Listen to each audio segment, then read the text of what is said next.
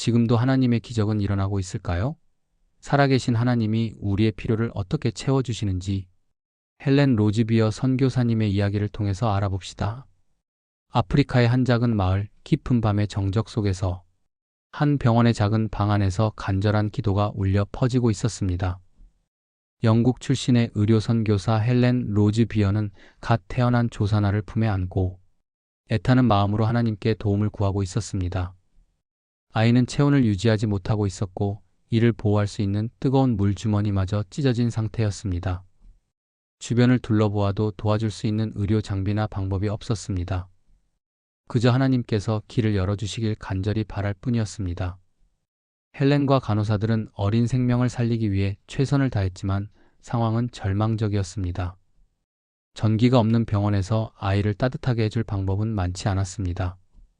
그때 그녀는 하나님께 간절히 기도하며 모든 것을 맡기기로 결심했습니다. 그리고 다음날 헬렌은 병원의 어린이들과 함께 기도회를 열어 아이의 생명을 위해 함께 간구했습니다. 그때 한 어린 소녀가 기도 중에 이렇게 말했습니다. 하나님, 우리에게 뜨거운 물주머니를 보내주세요. 그리고 아기를 돌볼 수 있도록 인형도 함께 보내주세요. 헬렌은 그 기도를 들으며 마음속에서 희망과 의심이 교차했습니다.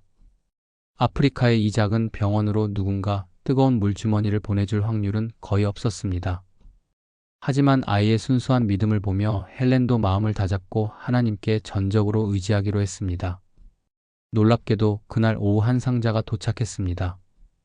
그것은 영국에서 몇 달 전에 발송된 구호품이었습니다. 헬렌과 아이들은 조심스럽게 상자를 열었습니다. 그 안에는 의료 도구와 의약품이 들어 있었고 가장 밑바닥을 살펴보니 믿을 수 없는 일이 일어났습니다. 바로 뜨거운 물주머니가 들어 있었던 것입니다.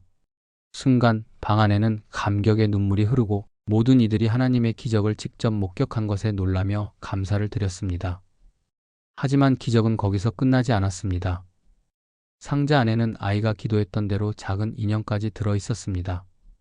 하나님께서는 한 아이의 단순한 믿음을 사용하셔서 그들의 필요를 미리 준비하고 계셨던 것입니다.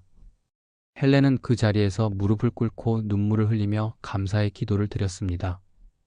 헬렌 로즈비어는 이후에도 이 이야기를 간증하며 하나님의 공급하심을 증거했습니다. 때로는 우리가 절망 속에서 기도할 때 하나님의 응답이 너무 늦거나 불가능해 보일 때도 있습니다. 하지만 하나님은 이미 우리의 필요를 알고 계시며 가장 완벽한 타이밍에 응답하십니다. 이 이야기는 단순한 기적의 이야기가 아닙니다. 이것은 하나님의 신실하심과 우리의 작은 믿음에도 응답하시는 그분의 사랑에 대한 증거입니다. 우리도 삶 속에서 기적을 경험할 수 있습니다. 하나님께 우리의 필요를 맡기고 어린아이와 같은 순수한 믿음으로 기도할 때 하나님께서는 반드시 우리의 기도를 들으시고 가장 좋은 방법으로 응답하실 것입니다.